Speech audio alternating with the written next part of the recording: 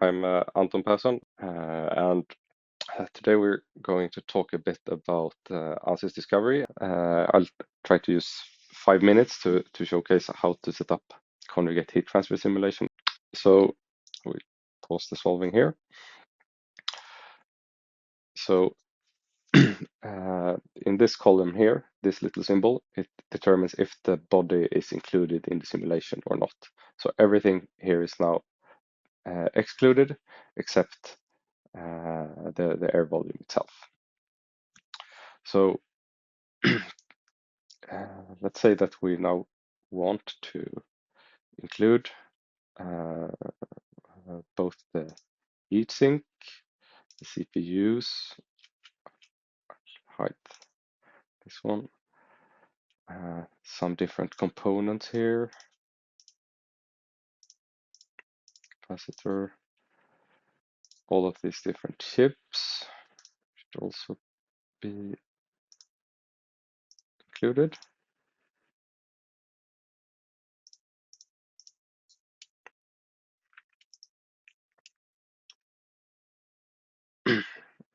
Then we need to assign materials to those.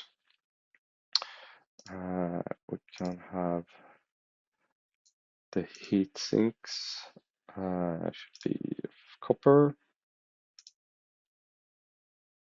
See it changed color when the correct material was assigned. This capacitor here is aluminium.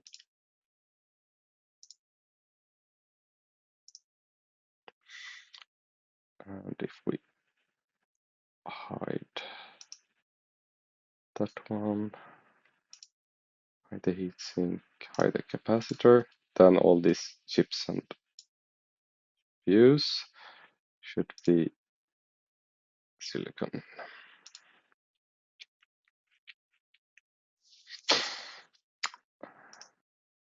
Now we can proceed to set up some heat loads on these.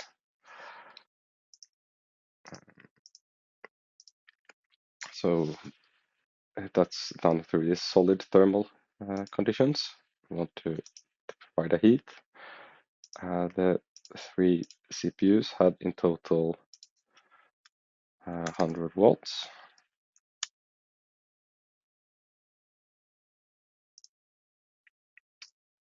These 2 larger chips and this component here. We set them individually. Should have a heat of 5 watt, that one, 5 watt on that one.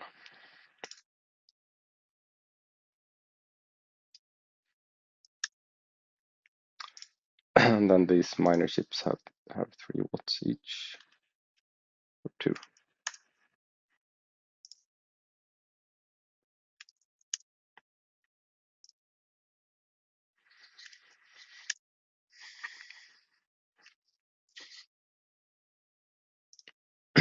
Okay, we have defined the different heat loads. They are all now included in the simulation. And the last thing I want to show you is how to set up a parametric, quick parametric study. So from the heatsink, let's assume now that we want to check the impact of the height of these fins here. Then I'll redo this. Let's see here. Here's the capacitor as well. That one should have. So select this one. I use power select to mark all the coincident phases. It can, now pull this to different heights, but let's set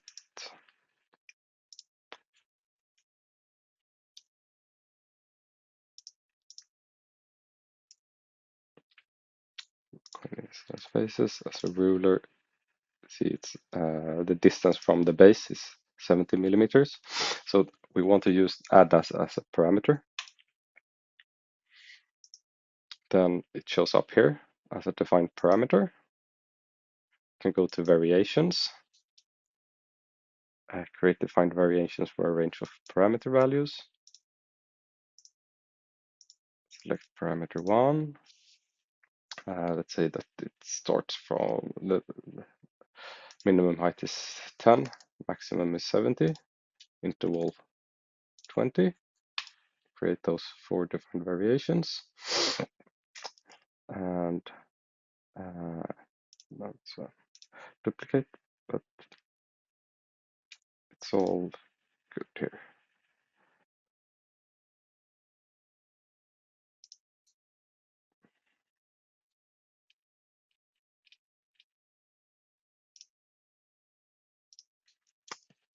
So with that, I see I must have pressed something wrong.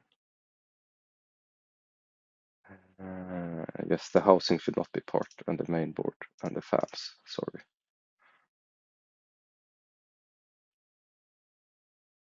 And the fan hubs. That should have resolved the issues, yes. So by clicking update all here, then it will start to run. You see, it created this smaller heatsink. You can set up monitors now to monitor the maximum temperature in the different CPUs, for instance.